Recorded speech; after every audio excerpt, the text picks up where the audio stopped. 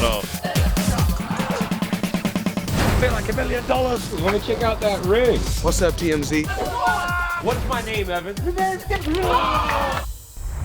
Welcome to TMZ Sports. We got the Heisman Trophy winner, Joe Burrow. I know it's normally not how we start the show, but this is super exciting. We have Michael J. Babcock, Robert Littall, Lucas Whitman, and like I said, Heisman Trophy winner, Joe Burrow. Joe, thank you so much for doing this. How are you? I'm good. How are you doing? I'm doing great. It's been a crazy few weeks, huh? Yeah, it's been exhausting. We've been doing, so last week we went Baltimore, Atlanta, New York all in 5 days. So that was a lot of stuff. A lot of jet lag. Where is the Heisman Trophy right now? That's a good question. I hope it's being shipped to me very soon. So you don't actually get to take it home that night with you? No, I don't. I don't think they want the Heisman Trophy not in their hands for a while. Joe, before we got on the show here, we were talking about all the things that you've accomplished and what haven't you accomplished at this point. You've done everything. But coming out of high school, I know you weren't the highest rated recruit. What did everybody miss? How did everybody get you wrong? Yeah, I think, so I wasn't a guy that went to all the quarterback camps. I was a basketball player, AAU basketball player, so I wasn't really able to do that. And, I was a little late bloomer. And, I think what people forget about in the recruiting process is measuring, work ethic and just talking to coaches, seeing how he interacts with people, how he works. And I think that's a big indicator of future success. I've never had the strongest arm, been the fastest person, but I've had great instincts and hard work and leadership, and that's gotten me to this point. And how tough of a decision was it? You start off at Ohio State, you're there for 2 years, and then, it's a school that you wanted to go to, and then you have to make a decision. Do you want to stay through or do you want to move on with the transfer? How difficult of a decision was that? And you talked so well and highly of Ohio State. How was that? How did they help you with that transition?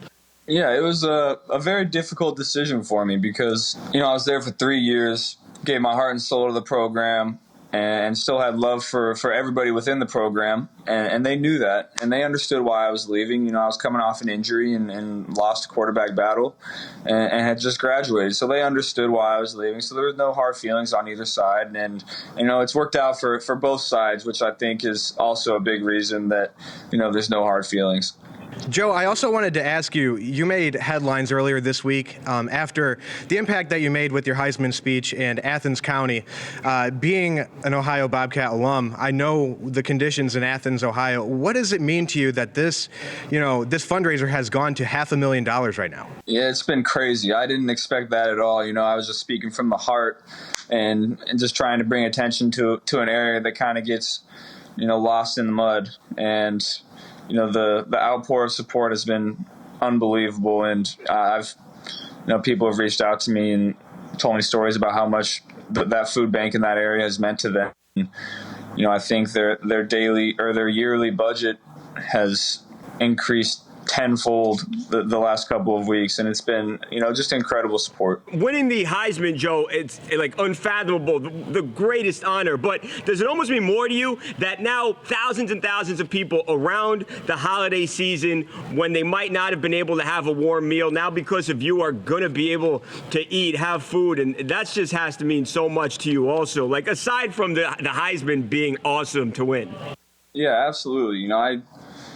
I'm starting to realize the impact that I can have on the area, and trying to think of some more things that I can do. But the fact that there's going to be food for people that might have been hungry otherwise means a lot to me.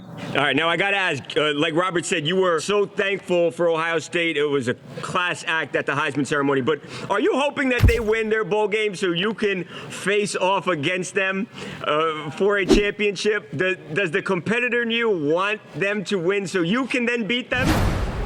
I'll leave that one. I'll leave that one up to you guys. I think we'll play whoever ends up winning, but we just want to get to that point first.